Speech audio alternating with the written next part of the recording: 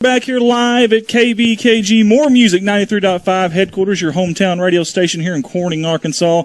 Andy Earls alongside me, Mr. Bart White, and alongside him, Mr. Rich Martin. Overalls, Martin, the voice of the Bobcats now.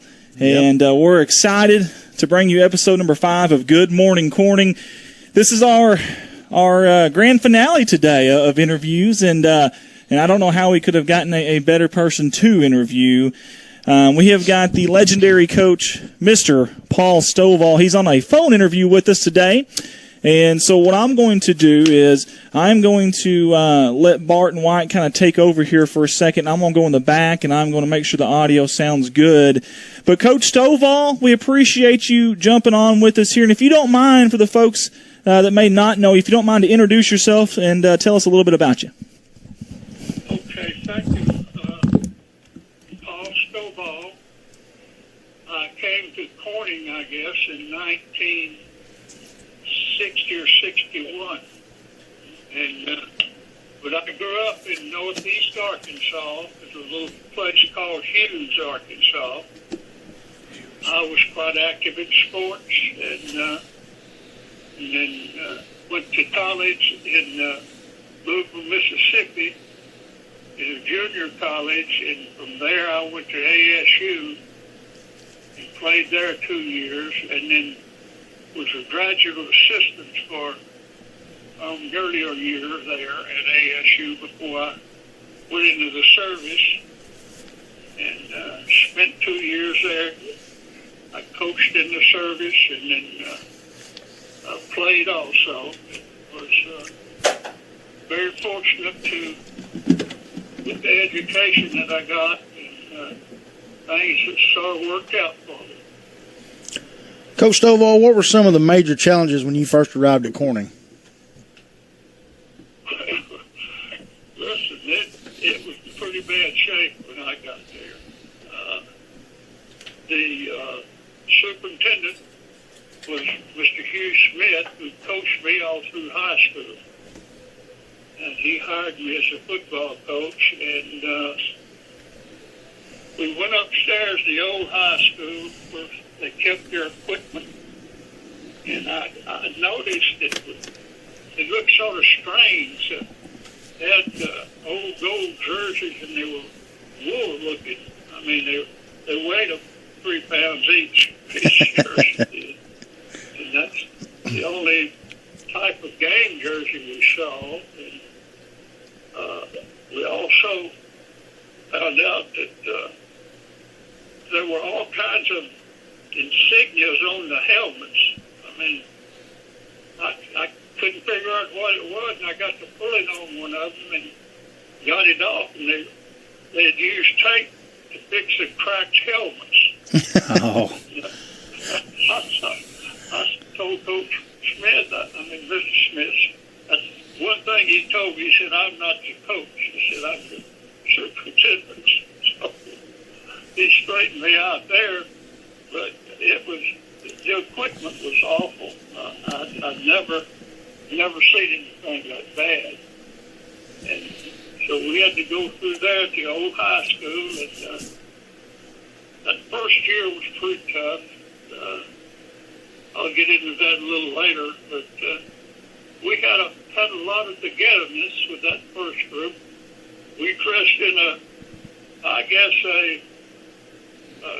room that you couldn't put 25, 30 people in hardly, but we were stepping on one another, getting dressed and whatnot. So we had a lot of togetherness during that period of time. And that's about it. From there, we started out as a football team the first year. I guess a lot of the kids wanted to see what was going on, and they all came out about 30, 35, I guess, something like that. And then the first ball game, I think we were down to 20. So they didn't know what practice in football was all about. I don't remember who had been there coaching them, but they wasn't coaching them football, I can tell you that much. Any memorable names you want to mention of the first team you coached there? Yes, we had a lot of young boys, and we had the Walls boys, and I can't name a lot of them, but Johnny Williams was one. He was a running back, had good speed, and also we I can't get over how how bad we were. We won one ball game that year. And I always said, they say losing is a good education. Well, if that's the case, we ought to come out as come yachties or whatnot. Educated bunch in the state, because we took a lot of whippings. And what's ironic about it more than anything is the last ball game we played was at over at Blytheville. And it was against, what was the name of that school there at Blytheville? I can't think of the name of this guy's name. Gosnell? Yeah, still there. And we beat Gosnell.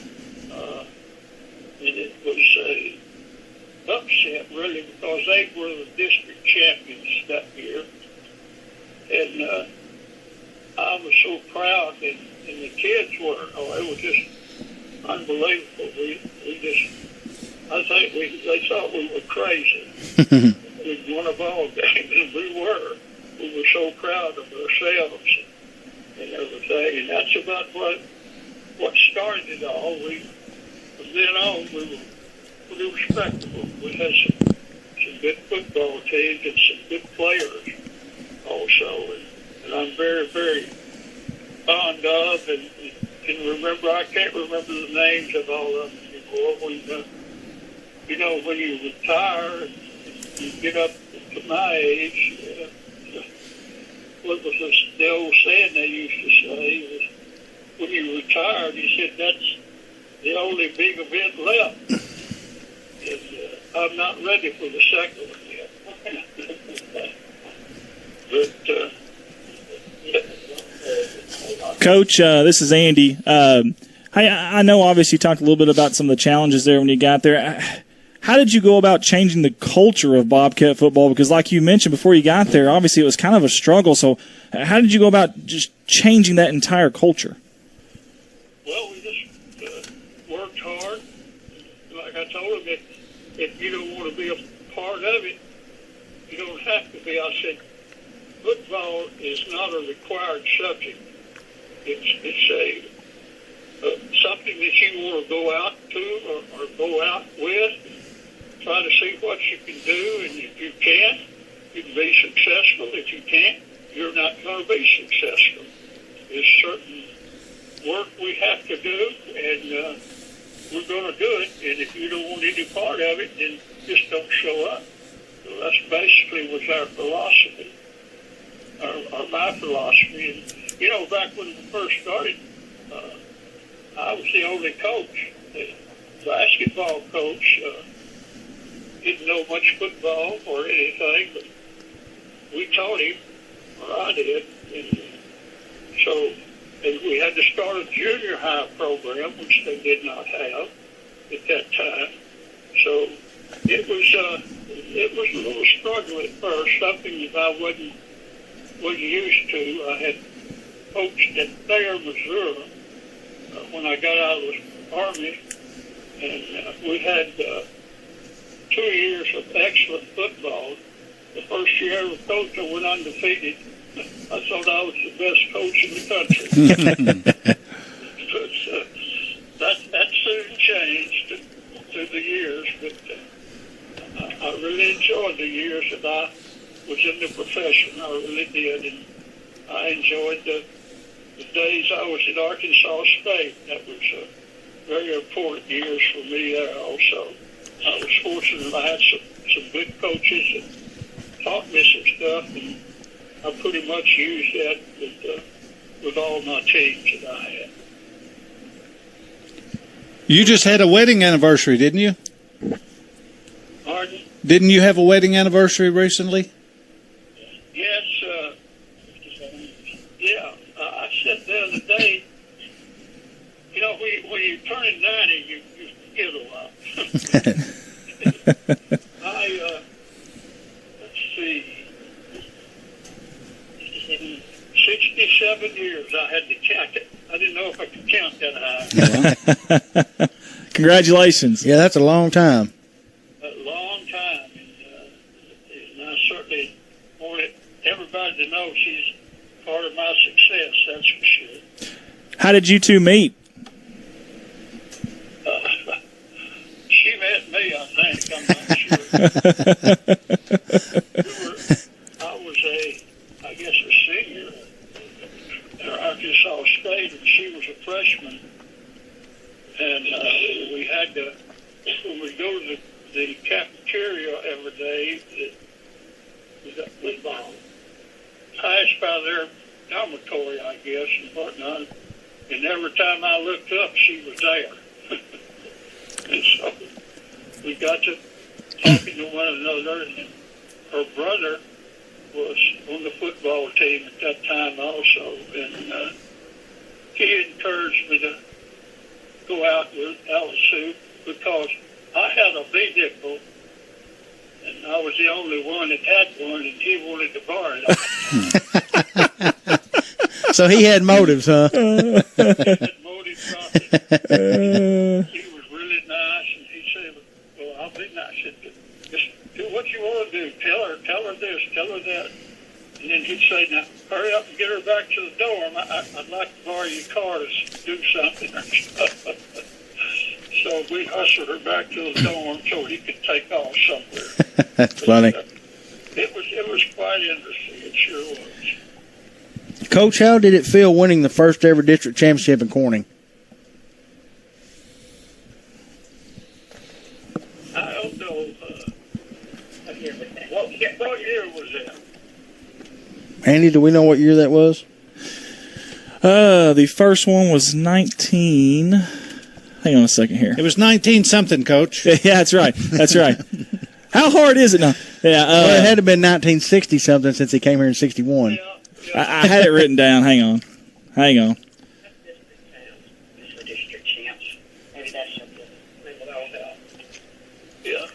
I think it was 1968. Yeah, that year that we won the championship was Yes. very, very important. We just moved out to the new school and was playing at the new football field. It was on Thanksgiving. I can remember that. We were playing Piggott. Yeah. We whooped them pretty good. We love to hear that.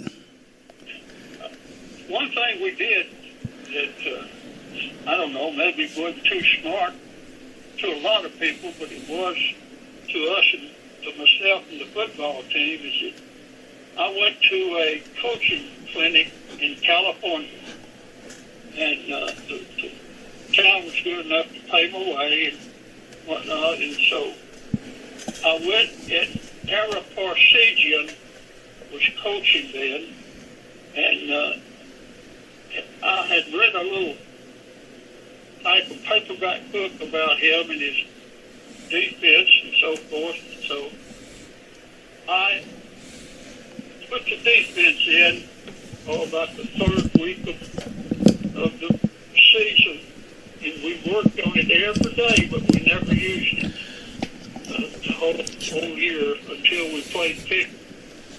And it was sort of a unique type, I guess, defense. They had a quarterback that could throw well and was what they called a sprint-out passer. And we had a type of defense we lined up. We always had two men. Well, back then, there wasn't a lot of splits and all like that. It's pretty much a dead type T and a straight seven-man line on offense.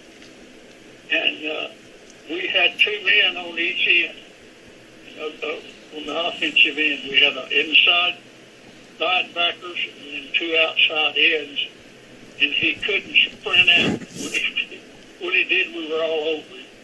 And this went on quite a while, and we finally wound up I think 3 or 4 touchdowns that we won. It was on Thanksgiving Day. And I can remember one thing about it. It was so cold that when we got inside, I got the cramps, and I didn't want to cry in front of everybody. I ran to my office. That's funny. That's great. Coach, I'd heard, I don't know if it's true or not, but I heard that you actually coached Dutch Noel when he was in high school. That's right. Coached him when we was in Malden, Missouri. One of the best, I guess, athletes, one of the many, but he was quite an athlete. He played center.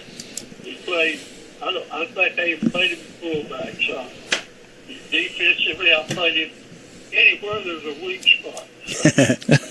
I put him in there. He was a heck of an athlete. He sure was. I enjoyed. He went to ASU.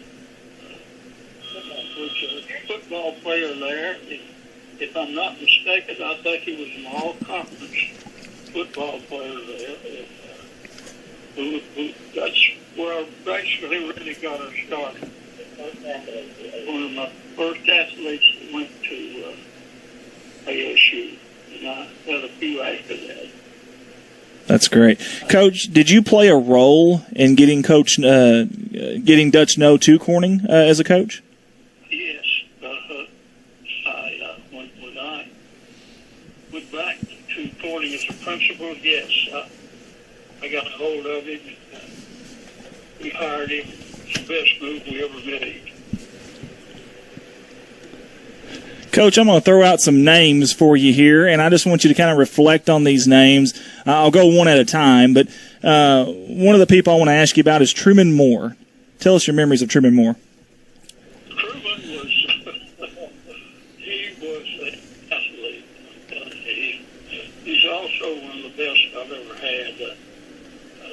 This may surprise a lot of people, but Truman was a good track man. He could run well. He could run the 440 well, and he was tough as a boot. And I remember we were running a meet. It may have been at Walnut Ridge. They were about the only one that had a track back in those days. And the coaches could stay on the infield, basically. And we were running the 440, and when they come around the last curve, I didn't know exactly what position he was. Basically, he's running about second or third, I think. But anyway, I screamed at him, told him to get up front. And he did, and he won it. And then when I went up and talked to him, I said, well, now that's the way to run and whatnot. I looked down, his foot was bleeding, and it broke a spike and fell up into his foot. Oh, jeez. When I squalled at him, I don't know if that's helped him or not. He won the race anyway. So He wanted to hurry up and get that shoe off. And I can tell you another story about Truman. His dad was a very close friend of mine, and he went to every ball game. We went to somewhere in Alabama. I can't remember the team we were playing now, but I know at the half we met him at the gate when they were going in, and I said, "Why don't you use your hand more when you're on defense?" I said, "You're not using them enough." And he said, took one of his right or left hand up, I don't know, but his thumb was back here on his wrist. Wow. And he played the whole stinking ball game for that. And Wow. I just had all the respect in the world for him. I mean, he was one of my better athletes. He also went to Arkansas State, scholarship, and got a lot of playing time. That's for sure. And he was an all-conference football player. Coach, I got another player to ask you about, Benny Skaggs. Benny Skaggs. Oh, Lord, Benny. I thought the world of Benny. He back then, we started a weight program, and we used from the kitchen different big juice cans. You could pour them full of water, freeze them, and then let them fall out, and then pour all the water out, and then pour sand in them. And two on each end of the bar weighed about 70 pounds. And then we had 2 bars was 100 and something pounds. Two cans on each end. And we use those, for example, before practice actually started. When you come out, you started working on curls and things of that nature. And put it down, run 40 yards, come back.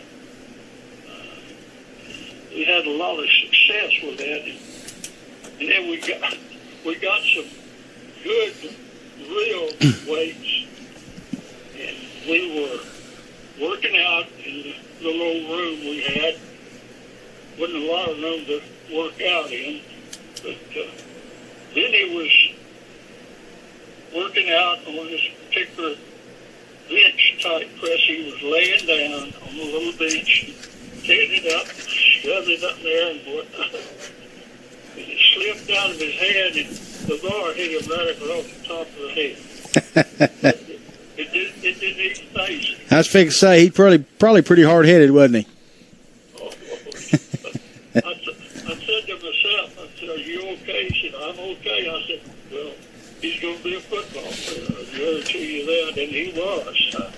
I played him in several positions, and I guess it was a championship game that I played him some at fullback, and he was a very, very good athlete, a high school athlete.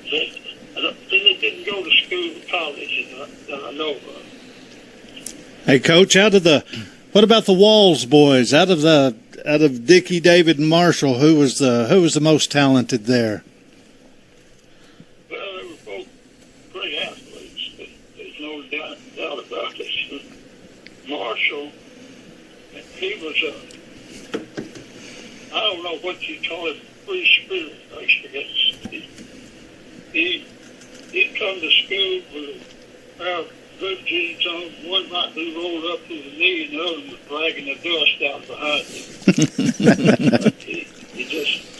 But I played him at tackle until his senior year. Of course, David, he played anywhere I wanted him to. He could quarterback, played center. He could do it all. David did. But his Marshall's senior year, I moved him to fullback. And I just could bust my head upside my head, put it that way, but waiting for his senior year. He could annihilate anybody on the sweep. I honestly believe that when we ran the sweep that the defense would almost turn and run because if it was one or two in the way, he'd just wipe them out. And if he wasn't doing good, all I had to do was scream at him right loud, "Lord have mercy." I mean, he'd get out. No doubt about it. They both went to ASU. Both were all-conference football players. And are very outstanding citizens today. I see them every now and then, but I haven't in 3 or 4 years.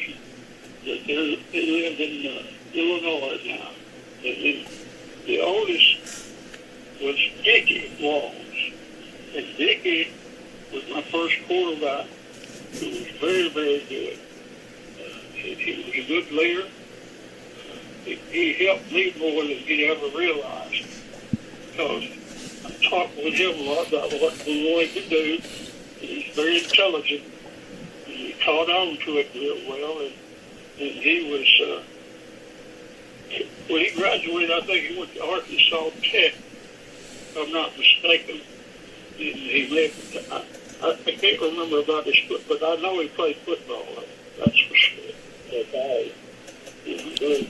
Coach, I want to ask you one last thing here that I've got here. Dutch No was known for practical jokes, I guess. That's a side that not everybody knows. Did he ever scare you or something? Yeah, when we had basketball season at the half, I would get to all the boxes, 10 boxes, to take the money back over to my office and lock it up. Well, one night I come out that back door of the gymnasium, bushes all around the corner there, and I was walking, and he jumped out from behind that bush and scared me. And I thought I was going to faint at first, but I took those 2 boxes and I threw them. I think one might have hit him in the head. And I wish the other one had too. It ain't fun getting scared, is it? If he ever jumped out anywhere else and he did this to me again, I said, I'm going to fire you. I said, I'm not going to put up with that crap. Listen, I thought I was going to faint. But we got over it. Hey, Coach, we had Greg Arndt, Mike Vincent, Brent Carr, and Terry Miller on earlier, and every one of them guys told me to make sure and tell you hello before they left. Well, good. I wish I could see all of them. I was so fortunate. I had some great kids in it. And I can think of one kid in particular, and that was the Luau boy, Kelly.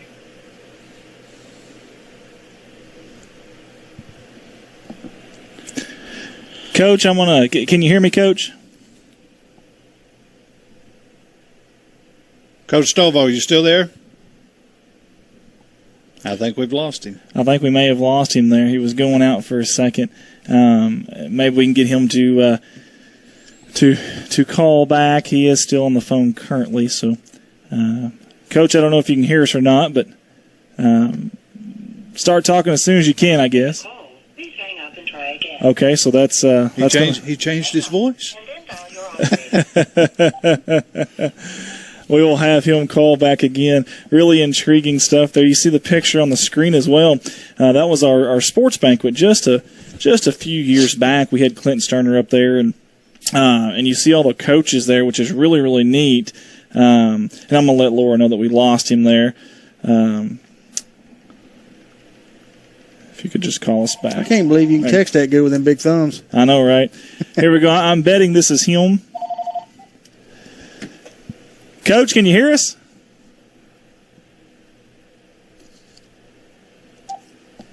Can you hear me? There we go. Now we're good. Okay. We've got you back on now, and now that we've got you back on, here comes the hard-hitting questions. I've got to know, I don't want to put you on the spot, but is it true? Now, you left Corning for Walnut Ridge, correct? Do you mind us asking what led you to Walnut Ridge after a really good career there at Corning? I don't know. My wife was from there and had a lot of friends there, and money also. Coaches didn't make much money back in those days, and I'm not plugging for anybody, but if it hadn't been for Sears and Roebuck, I don't think we could have had clothes to wear. They just didn't pay teachers or coaches too much. The principals and superintendents got it all. I see. Well, I can't blame you for that, Coach. Obviously, you got a family, got a life, so I can't blame you there. Hey, I also want to know, I know you can't see this right now, but up on our screen, we've actually got a picture of you at our dinner banquet a few years ago here in Corning, and I see Mr. Coach Don Campbell to your left, our right, looking at it. Tell me about your relationship with Coach Campbell, because you weren't. Now, were you there at Corning when Coach Campbell came? Yeah, I was much good and helped get him the job as a head coach when Dutch left. He wasn't, I think, in junior high at that time, and we just moved him up to head football coach. Don was a fine Fine man, good football coach, did a tremendous job while he was there. And he really was a good football coach and had some good kids to coach, and that makes a lot of difference.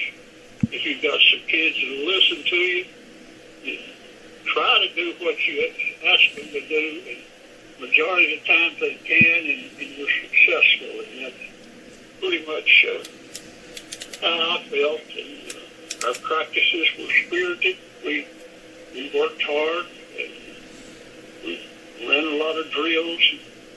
I'm sure a lot of them thought they were a little hard to come to practice every day. And I went through some of that hair deal also. Hey, Coach, what year did you actually go to Walnut Ridge? So I went there in 69, 70, and 71. Did you have a player by the name of Gary Hancock? Yeah, Hancock? Yes, sir. Yes. Yeah, his son's a good friend of mine, and he actually called me the other day and said he was excited that you were going to be on the show this morning. His son's name is Shane. I don't know if you know him or not, but no, I do not. But I know his brother. Yeah, but he was excited about you being on the show this morning. He keeps up with us all the time. Your brother was a good athlete, Hancock was, but one thing that I'll have to say for him, and this is not derogatory, but he was awful hard-headed. I can see that. He didn't want to follow instructions too well, but he did a heck of a job on defense. He would. I should have never put in a stop play for him, and he never could get the right angle. He'd always go the wrong way.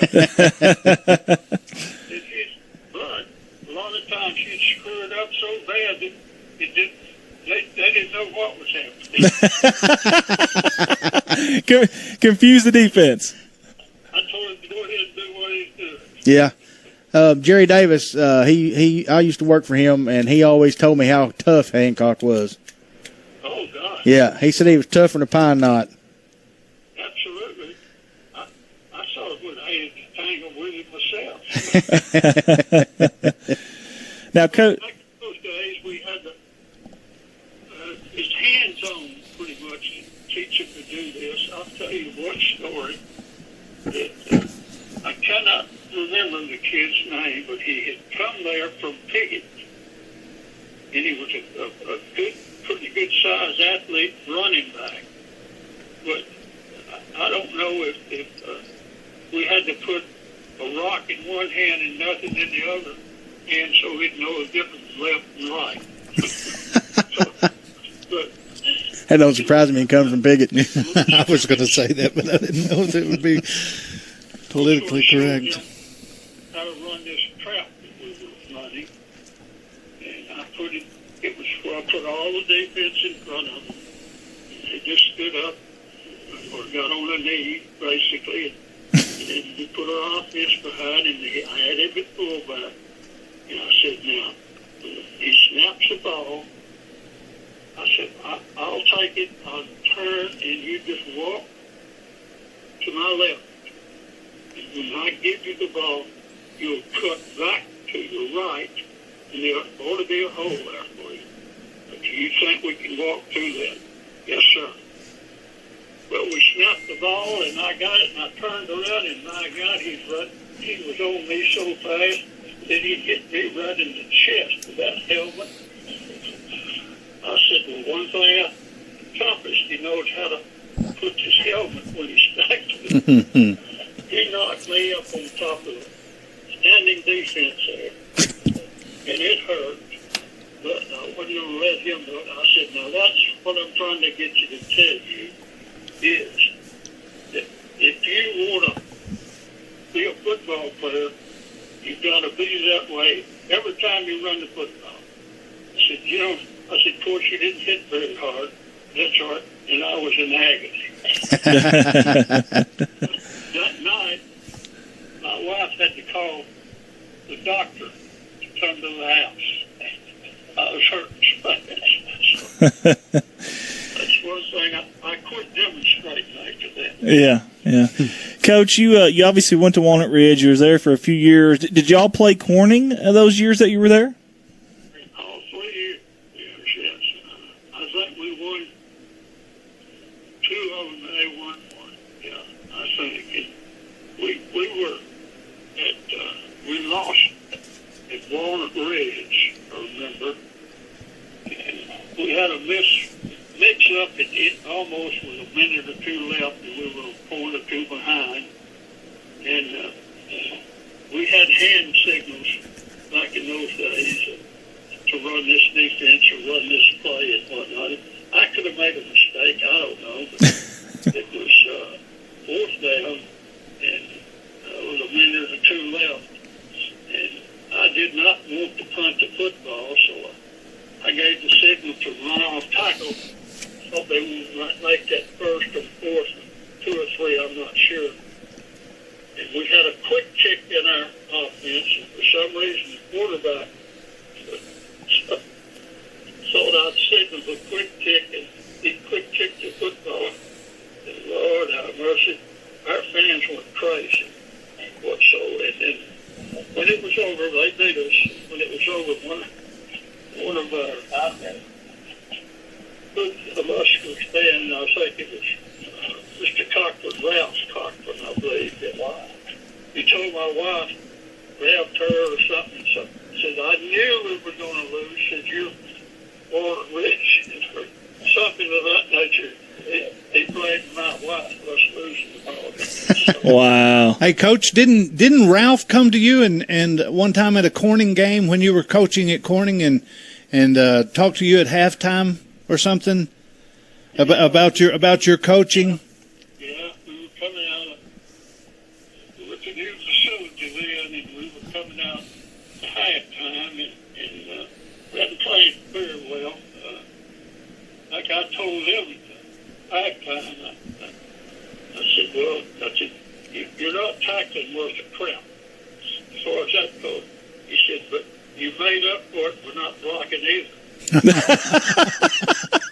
That's basically about what it was. But anyway, Ralph was at the gate giving me some advice, and just a mumbling and a carried on and so forth.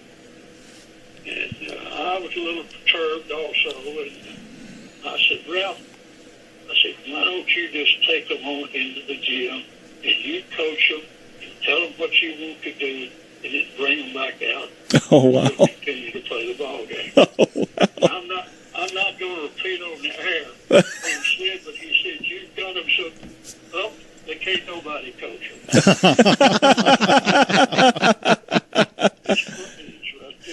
Oh, man. Hey, Coach Stovall, did you have a running back named Mac McLean over at Walnut Ridge? Yeah, Mac was an athlete above his time. But, he could really run that football. He had the speed, and he's one of the better running backs I had in my career as coach. And then he went to a school in Missouri, and Missouri State, I believe, at that time, and had a big career there in college. And then I got to see Mac, I guess it's my last year at Walnut Ridge before I went back to Corning as principal.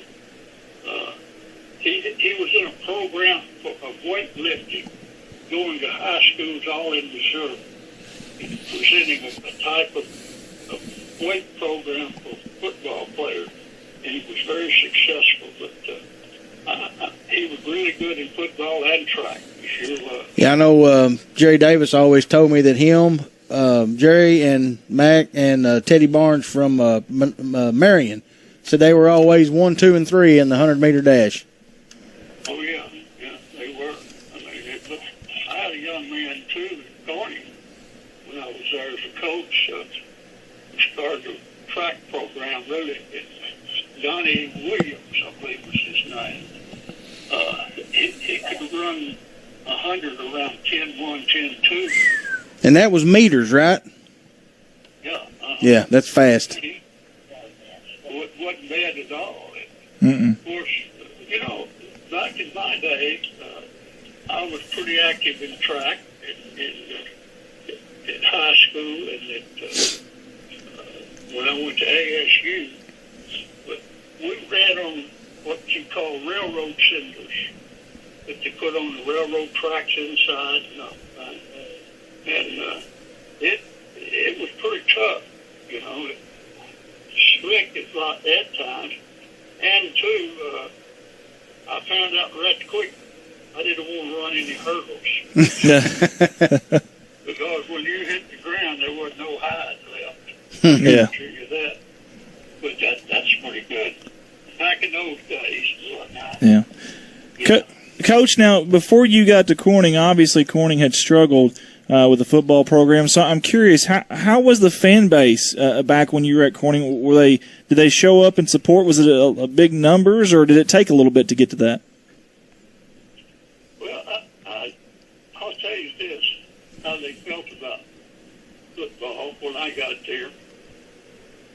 I had to get a haircut. So the season was going on at that time. And I crawled up in the chair, my turn, and as I was getting up, the barber said, "Who won the ball game last night?" And before I could answer, some guy sitting over there in the chair, and he said, "The Cardinals 3-1." So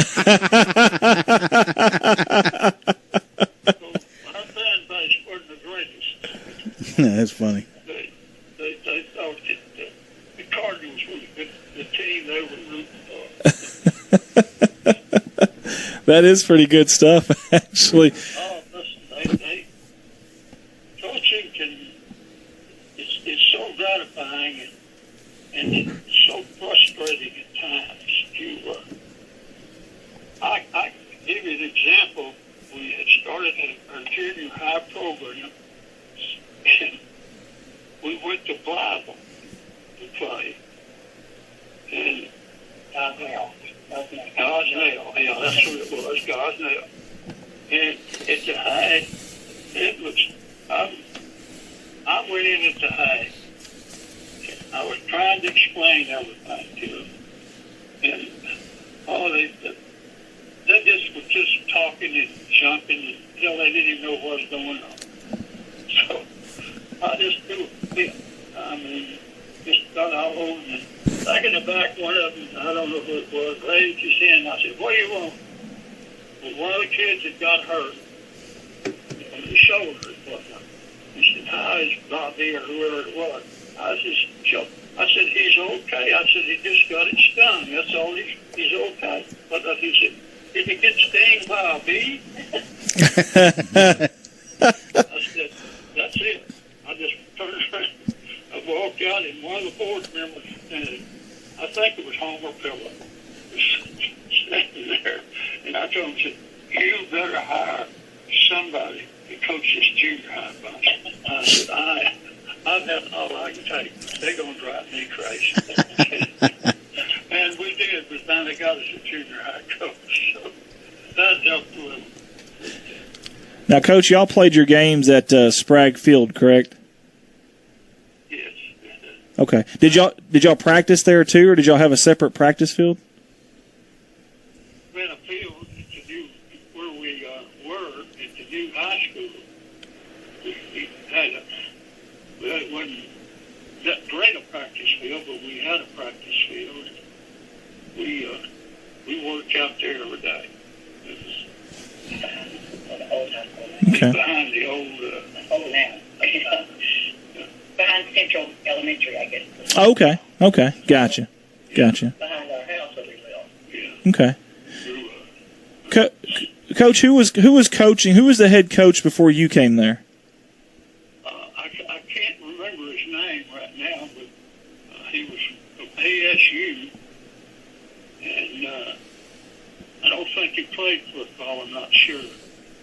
But I talked to a lot of the kids, and I asked what kind of program did y'all have? He said, "Well, a lot of times we go out there and you just throw us a football and said, pass it around." You know, they didn't run any drills, didn't know anything about football hardly, and so I decided, well, we're going to have to start some type of program.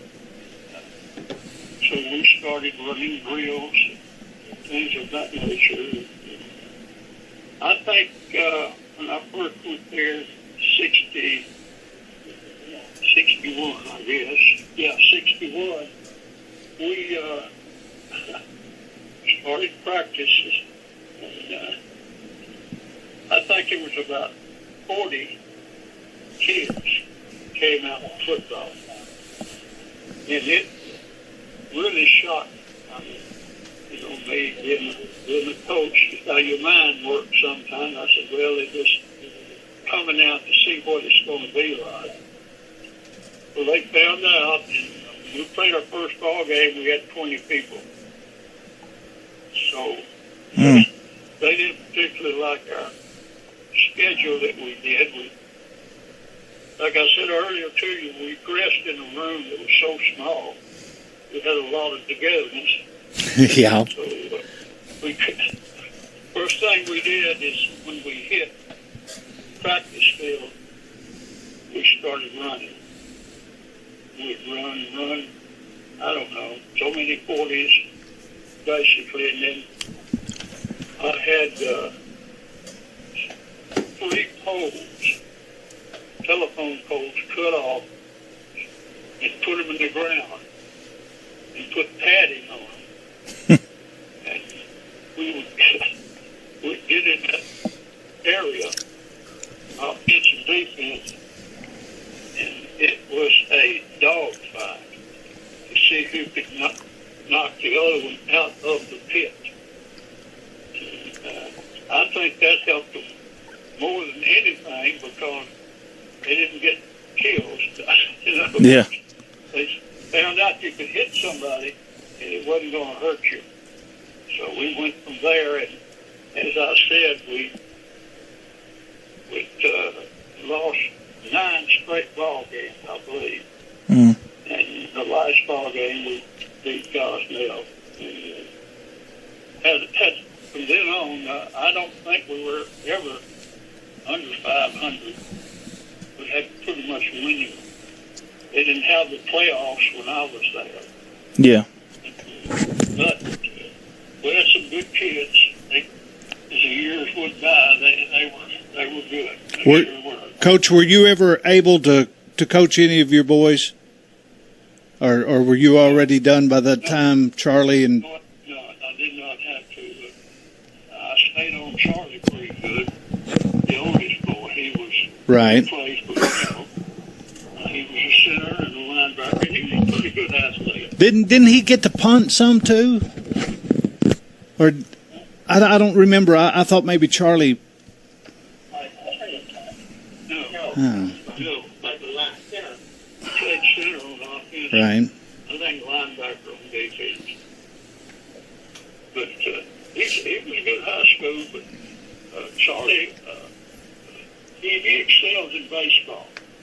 We started a program there, and he loved baseball. He was a catcher and a good catcher, and he did a good job. He went to state, and I got him a part scholarship for baseball. Now Matt was a quarterback, wasn't he? No, Matt was a defensive back. Oh, He okay. played real well, Matt did. He played at Northeast High School in North Little Rock, the same place where Todd played. Todd was an average, good football player. Of course, I shouldn't say this, but I sort of jump his tail every now and then. I know when we're playing at Catholic High, in the State War Memorial Stadium, Todd wasn't doing too good on kickoffs. It's a half. I went down out of the stand, got a hold of it, and I said, I'm not going to repeat the words I used. In other words, I told him the next time he went down that football field, if he didn't knock somebody on their AA, I was coming out there, you going to set your butt up there with me in this thing. And he sort of picked up. He did a pretty good job. I guess he didn't even sit up there with us. Right. Coach, what was the Corning-Piggott rivalry like back when you were coaching? Oh, it was unbelievable. I knew the coach real well. He was a good friend of mine. But I also always thought they cheated a little bit, but that's me. That's how coaches are. Yeah. For example, you could, in the spring, you couldn't have spring training. Yeah. Everything had to be put up and whatnot.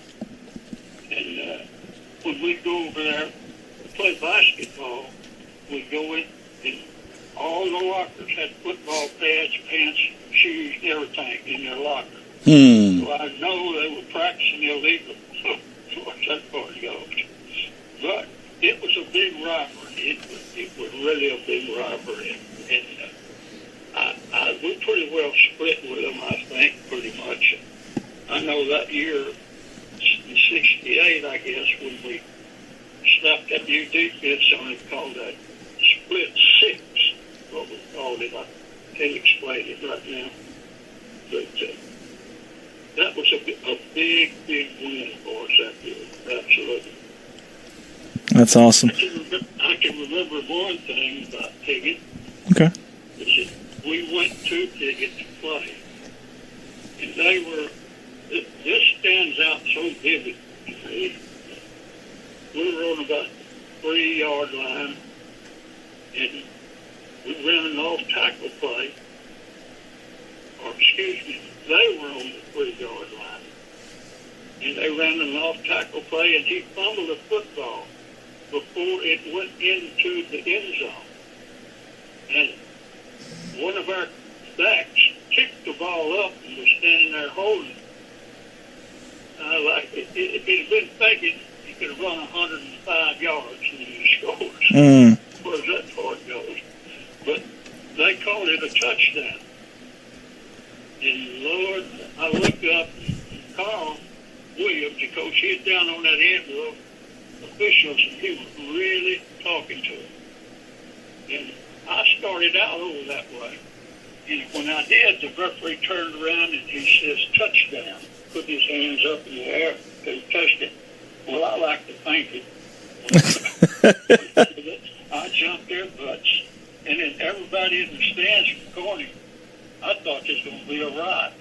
I mean, they were coming down out of the stands. And I'm a hollering, get them back, get them back. It was awful. I'm telling you what. But it was exciting times, I can tell you that. And of course, Homer Pillow, he was right in the middle of all of it every time. So, we had a lot of good coaches, too. I mean, we had, as you mentioned earlier, along the sideline, I mean, they went from the goal line to goal line. It didn't make any difference. I mean, defense, they weren't there. Offense, they were there. They could tell some wild tales. And like they said, they could put out some good advice sometimes, I guess. Yeah. I didn't particularly like it. It's things you have to accept, that's for sure. Yeah. I've got a question that's non-sports related, but what was the city of Corning like back in your day when you were here? Was it a pretty thriving community? Oh, yeah. Very thriving. We had a big factory there. Two grocery stores. Theater. Now, is that Miss Alice talking or is that Lori talking? Both of you? I can't tell anything without that button. Oh, I know how that is. Everybody, all three of us know how that is. Easy, Rich. But it was enjoyable. I really enjoyed it. And I enjoyed the years I spent there as a principal with Dutch as coach and Campbell as coaches. I can tell a story on my daughter. they gave tests every year, particular tests the state did. And when you finish, you would go back to your classes. Well, for some reason, the crew of girls that Lloyd had didn't show up for classes. I don't know, it's 10 or 12, I guess. And I said, well, I know where they are. And I got one of the coaches go with me and the guy. I said, you get to the back door so that they can't get out. Well, I started to call the fire department. It looked like the house is on fire, smoke coming out the window.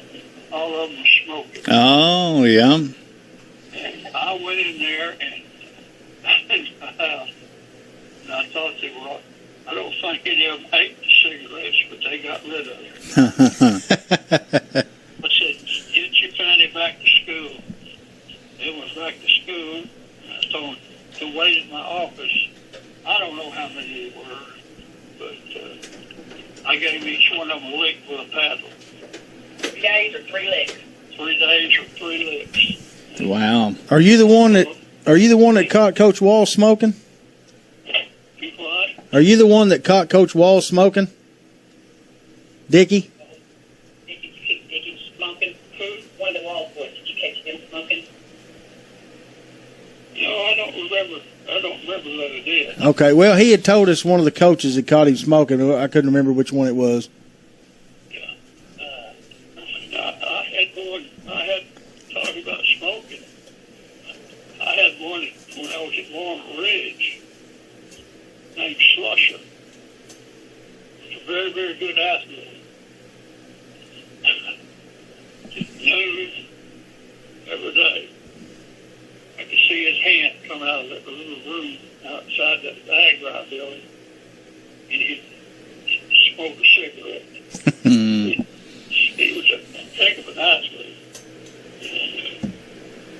Around the particular, I don't know who was playing or whatnot, but it was halftime, and we weren't doing too well. And, he was our, what we call our Rover monster man. We were playing the university's defense back in that time. It's a high, he hadn't done well in his position. And I just jumped all over him and I said, Slusher, what you need to do, we were playing at Walnut Ridge, and the Agri building was right off the track from the football field. I said, what you need to do is get your butt up and get over there in that Agri building and let somebody hand you a damn cigarette. That's funny. His face turned pretty red, but he got up and started this. When I told him, get your butt over and sit down. Oh, that's funny. Very, very interesting. Well, Coach, listen, I know we went past the time frame here, but we love hearing the stories. We love hearing your passion for, obviously, for Corning, the city of Corning, the Bobcats back in, and the school district. And I just want to really say thank you for coming on. From my knowledge, I'd say you're probably the oldest living head coach in Bobcat football history, if I had to guess. And for, I'll be 9 in March. That's awesome, man. That is fantastic stuff there. That really is. And we've heard so many good stories about you, so to get a chance to visit with you today means a lot to me. And I know we're getting crunched up here on time, but I just want to give you one more opportunity here. Is there anything else that you want to say in closing here before we get off? Yes, I'd like to tell all the kids and young men that I had that you're part of my success. I appreciate what you've done for me. And you got to remember, I wouldn't have been where I am today if it hadn't been for you. That's players for me, and I appreciate them all very, very much. And it's fond memories, it really is, especially when I hear from some of them. And I just want them all to know that I love them, and I can't help them too much now. I tell everybody that if I can't get better walking from the pain at times that I have, that I'm going to be walking like an egg by the time I'm 91. I'm bent over so much. But I thank y'all also. I think it's a wonderful program you've got going, and I just hope you'll keep it going. And go Bobcats, and maybe we can interview again at 95. That sounds great. Hey, that sounds great, Coach. Thank you so much for that, and we'll keep our word. We'll keep this thing going for you, and we do appreciate everything you've done for the city of Corning, and appreciate you taking the time out today. Coach, you have yourself a good day, sir. Bye, Miss Alice.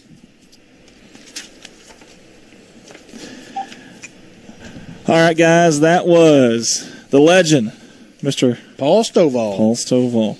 Coach, Mr. Paul Stovall. There we go. I want to thank you guys for this is probably our longest episode.